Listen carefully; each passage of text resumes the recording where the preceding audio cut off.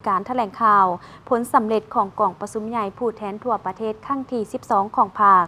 ซึ่งกองประชุมครั้งนี้ได้พิจารณาและรับร้องเอาหลายเวียกงานที่สำคัญเป็นต้นแมนได้รับร้องเอาโครงการการเมืองฉบับที่ 3 ของภาคในวันที่ 8 มังกร 2026 สหายกี่แก้วไข่คำพิทูลกรรมการกลุ่มการเมืองศูนย์กลางภาคหัวหน้ากองเลขากองประชุมใหญ่ผู้แทนทั่วประเทศครั้งที่ 12 ของพรรคประชาชนปฏิวัติลาวได้แถลงข่าวผลสำเร็จกองประชุมใหญ่ผู้แทนทั่วประเทศครั้งที่ 12 ของภาคซึ่งบางตอนท่านได้กล่าวว่ากองประชุมใหญ่ได้ดำเนินมาแต่วันที่ 6 ฮอดวันที่ 8 มังกร 2026 ได้สิ้นสุดลงด้วยผลสำเร็จอันจบงามภายใต้คำขวัญยกสูงบทบาทการนำพาที่เข้มแข็งของภาคตั้งหน้าสร้างเศรษฐกิจเอกราชเป็นเจ้าตนเองสืบต่อบูรณะระบอบประชาธิปไตยประชาชนให้นักแน่นก้าวขึ้นสู่สังคมนิยมกองประชุมใหญ่ได้รับร้องเอาโครงการการเมืองฉบับที่ 3 ของภาคที่เสนอโดยสหายทองลุ้นศรีสุริตเลขาธิการใหญ่คณะบริหารงานศูนย์กลางภาคกองประชุมใหญ่ได้พิจารณาและเป็นเอกสารรับร้องเอารายงานการเมืองของคณะบริหารงานศูนย์กลางภาคสมัยที่ 11 กองประชุมยังได้เป็นเอกภาพภาวะวิสัยต่อข้อคงค้างข้อขาดตกบกพร่องในการนำพาซี่นำของภาคก็คือการจัดตั้งปฏิบัติหน้าที่เรียกงานจุดสุ่มในบางด้านที่บ่สามารถบรรลุผลตามคาดหมายที่วางไว้กองประชุมใหญ่ได้พิจารณาและรับร้องเอาโครงการการเมืองของพรรคฉบับที่ 3 เกี่ยวกับการบูรณะระบอบประชาธิปไตยประชาชนก้าวขึ้นสู่สังคมนิยมซึ่งเป็นเอกสารสำคัญแม้นทฤษฎีปฏิวัติของพรรคเป็นทวนไฟเยียงทางให้แก่ทั่วพรรคและทั่วปวงชนในภารกิจปกปักรักษาและพัฒนาประเทศชาติโครงการการเมืองเป็นขีดหมายสำคัญประวัติศาสตร์ส่องใสเห็นอย่างมีชีวิตชีวาถึงการเติบใหญ่ขยายตัวของพรรคเขาตลอดระยะ 70 ปีแห่งการนำพาภารกิจต่อสู่กู้ชาตินำพาภารกิจปกปักรักษาและพัฒนาประเทศชาติก็คือนำพาภารกิจเปลี่ยนแปลงใหม่พร้อมกันนั้นได้ยกเห็น6 บทเรียนที่มีลักษณะเป็นกฎเกณฑ์ของการปฏิบัติเราโครงการการเมืองฉบับนี้กำหนดจุดหมายและบาทก้าวเดินที่เป็นพื้นฐานในแก่การสร้างบาทเลี้ยวที่แข็งแรงถ้าเป็นยุทธศาสตร์และวิสัยทัศน์ของพรรคในภารกิจการบูรณะระบอบประชาธิปไตยประชาชนก้าวขึ้นสู่สังคมนิยมฮอดปี 2055 วันสั่งตั้งพรรคเฮาครบรอบ100 ปีสู่ส้นสร้างประเทศชาติเฮาเป็นประเทศกำลังพัฒนาที่มีรายรับปานกลางสูงยับเข้าใกล้ประเทศที่มีรายรับสูงมีระบบการเมืองที่เข้มแข็งมีพื้นฐานเศรษฐกิจที่ทันสมัยกำลังการผลิตนะครับการพัฒนาหอบด้านโดยมีการพัวพันการผลิตที่สอดคล้องในก้าวหน้าชีวิตการเป็นอยู่ของประชาชนบรรดาเผ่ามีพื้นฐานนักแน่นก้าวสู่ความอิ่มหนำสำราญ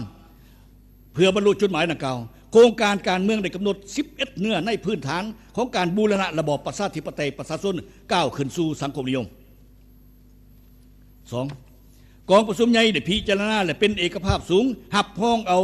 รายงานการเมือง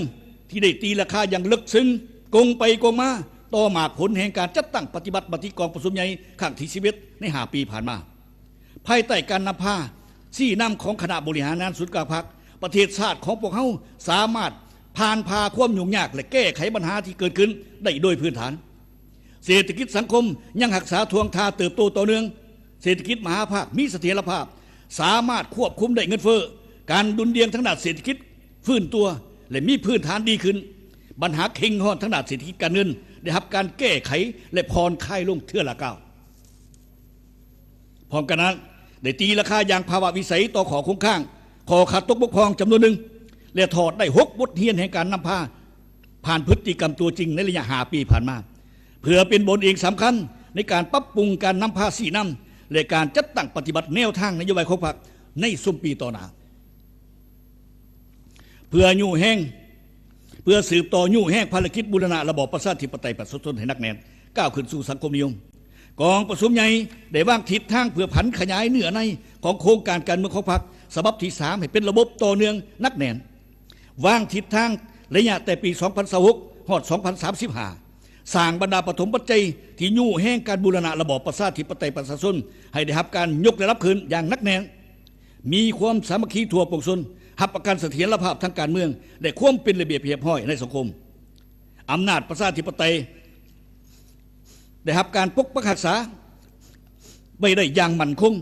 พัฒนาเศรษฐกิจสังคมตามทิศสีเขียวยืนยงเศรษฐกิจมหาภาคมีเสถียรภาพสมใส่สร้างเศรษฐกิจเอกราชเป็นเจ้าตัวเองให้เข้มแข็งประเทศชาติหลุดพ้นออกจากสถานภาพประเทศด้อยพัฒนาหับประกันความมั่นคงกองประชุมใหญ่ได้หับพ้องเอา11โครงเขตเวียกงานที่มีความนักแน่นเข้มแข็ง 3. กองประชุมใหญ่ได้แสดงความย่อสมเสยรัฐบาลที่ได้ตั้งหน้าปฏิบัติแผนพัฒนาเศรษฐกิจสังคมแห่งชาติ5 ปีครั้งที่9 2021-2025ญาติได้ผลสำเร็จเป็นอย่างดีพร้อมกันนั้นก็แสดงความเห็นดีเห็นพร้อมและสนับสนุนแผนพัฒนาเศรษฐกิจสังคมแห่งชาติ5 ปีครั้งที่10 2026-2030โดยเฉพาะเม่น6เป้าหมายใหญ่คือ 1. สร้างเศรษฐกิจเอกราชเป็นเจ้าตนเองโดยการนำใส่ท่าแห้งเพื่อให้เศรษฐกิจมีเสถียรภาพขยายตัวต่อเนื่องมีคุณภาพมั่นเที่ยงและยืนยงเนใส่ยู่แห่งการเติบโตเศรษฐกิจให้บรรลุ6 ส่วนห้อยต่อปีขึ้นไป 2. พัฒนาทรัพยากรมนุษย์ให้มีคุณภาพสูงขึ้นสามารถหู้นำใส่เทคโนโลยีที่ทันสมัย 3. ปรับปรุงชีวิตการเป็นอยู่ของประชาชนให้ดีขึ้นตัวเมืองและชนบทนะครับการพัฒนาอย่างสมคู่และแก้ไขความยุ่งยากของประชาชนให้ลดลงเทื่อละก้าว 4. ปกปักรักษาทรัพยากรธรรมชาติสิ่งแวดล้อมให้มีความยืนยงและสามารถเกี่ยมพร้อมรับมือกับการเปลี่ยนแปลงของดินฟ้าอากาศและภัยพิบัติต่างๆ การเสื่อมจอดภาคพืชและสากลอย่างกว้างขวางมีประสิทธิผล 6. พัฒนาการคุ้มครองบริหารรัฐให้มีประสิทธิภาพการเมืองมีเสถียรภาพสังคมมีความสงบเป็นระเบียบเรียบร้อยยุติธรรมและศรีวิไล4. ใหญ่กองประชุมใหญ่ได้รับพ้องเอากฎระเบียบพรรคประชาชนปฏิบัติลาวฉบับปรับปรุงเพื่อให้สอดคล้องรับพ้องกับการจัดตั้งปฏิบัติแนวทางการเมืองรับประกันความสามัคคีเป็นเอกภาพในทั่วพรรคยู่แห่งเวียกงานก่อสร้างพรรคเฮ็ดให้พรรคเฮามีความปลอดใสเข้มแข็งนักแน่นยกสูงความสามารถนำพาและบทบาทที่เข้มแข็งปกปักรักษาหมากผลของการปฏิบัติไว้ให้มั่นคงพัฒนาขึ้นสู่คุณภาพใหม่กองประชุมใหญ่ได้พิจารณารับพ้องเอาบทสำรวจการนำผ้าร่วมของคณะบริหารงานศูนย์การพรรคสมัยที่11ซึ่งได้ตีราคาต่อความบากบั่นพยายามความเป็นเจ้าการประดิษฐ์สางในการเสริมขยายมูลเสื้อและบทเรียนของพรรคในการเพิ่มทวีความสามัคคีเป็นเอกภาพสูงภายในพรรคสืบสู้ความรับผิดชอบต่อประเทศชาติและประชาชนตัดสินใจสู่ส่วนผ่านพาความยุ่งยากที่ประเสริฐอยู่อย่างเด็ดเดียวสามารถนำพาสี่นำบนจิตใจสร้างการหันเปลี่ยนแข็งแห้งลึกซึ้งและหอบด้านที่กองประชุมใหญ่ครั้งที่ชีวิตบางออกได้เป็นอย่างดีกองประชุมใหญ่เล็งท่วงให้คณะบริหารงานศูนย์กลางพรรคสมัย12จงได้ออกแห้งเพื่อเสริมขยายจุดดีอย่างแข็งแห้งพร้อมทั้งว่างมาตรการเด็ดเดียวจำกัดแก้ไขข้อขัดตกบกพร่องและข้อโค้งข้างที่ผ่านมาอย่างจริงจังยกสูงความสามารถนำพาความเป็นแบบอย่างน้ำหนาของคณะบริหารงานศูนย์กลางพรรคให้สูงเด่นขึ้น 6. กองประชุมใหญ่เลือกตั้งคณะบริหารงานศูนย์กลางพรรคสมัยที่12ซึ่งประกอบด้วยกรรมการสมบูรณ์จำนวน73สหายและกรรมการสำรอง15สหายเพื่อเป็นแกนสารแห่งความสามัคคีและสติปัญญาของพรรคเฮานำพาทั่วพรรคทั่วรัฐทั่วกำลังประกอบวุฒิและพวกส่วนเราทักษะผันขยายจัดตั้งปฏิบัติมติกองประชุมใหญ่ครั้งที่12ของพรรคให้มีผลสำเร็จตัวจริงกองประชุมครบคณะครั้งปฐมฤกษ์ของคณะบริหารงานศูนย์กลางพรรคสมัยที่12ได้เป็นเอกภาพเลือกตั้งเอาคณะกรรมการกรมการเมืองศูนย์กลางพรรคจำนวน13สหาย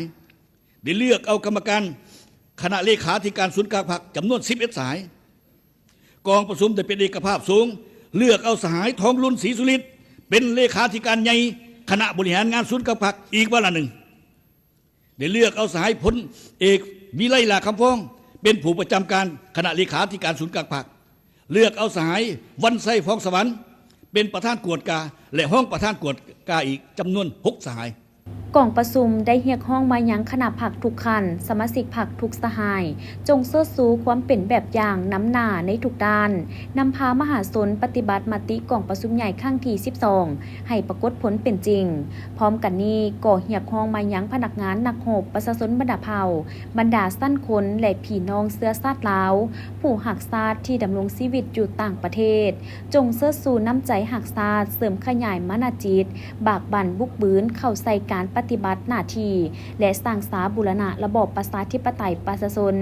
ก้าวเดินสู่จุดหมายสังคมนิยมอย่างนักแน่น